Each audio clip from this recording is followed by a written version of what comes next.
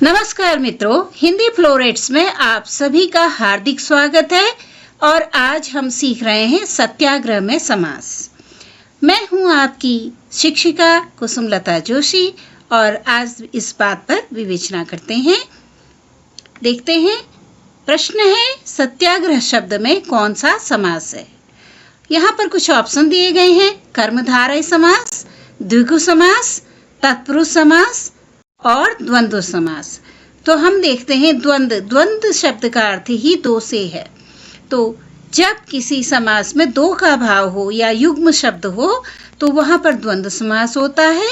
तत्पुरुष समास में किसी कारक चिन्ह का अगर लोप हो रहा है, विग्रह करने पर यानी समास बनाने पर किसी समास बड़े शब्द का वाक्यांश को अगर समास बनाते हैं तो अगर वहां पे किसी कारक चिन्ह का लोप होता है तो तत्पुरुष समास होता है।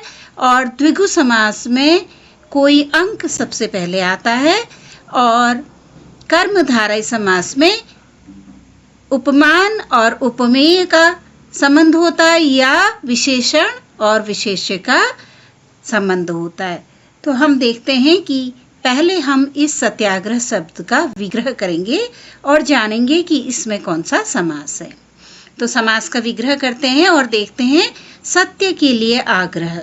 अब यहाँ पर मुख्य शब्द है यानी उत्तर पद यानी बात का शब्द इसमें प्रधान पद है और कारक चिन्ह यहाँ पर दिखाई दे रहे हैं।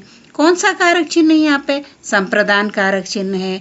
तो ये संप्रदान कारक चिन्ह के लिए अगर हम इसका समस्त पद बनाते हैं तो इसके लिए का लोप हो जा रहा है। तो अब आपको पता चल गया होगा कि इन चारों में से ये कौन सा समास है। तो अब हम इसका उत्तर देखेंगे कि इसका विग्रह सत्य के लिए आग्रह और के लिए शब्द का यहाँ पर लोप हुआ है, यानी एक विभक्ति का यहाँ पे प्रयोग हो रहा है। के लिए एक विभक्ति है, जो कारक चिन्ह है और विभक्ति है वो समान ही है। तो यहाँ पर विभक्ति का प्रयोग हुआ है और मुख्य पद है आग्रह।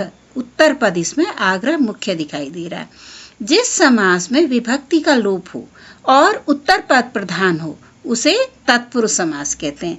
तो अब हमें उत्तर मिल गया है। तो सत्याग्रह शब्द में कौन सा समास है? सत्याग्रह शब्द में तत्पुरुष समास है।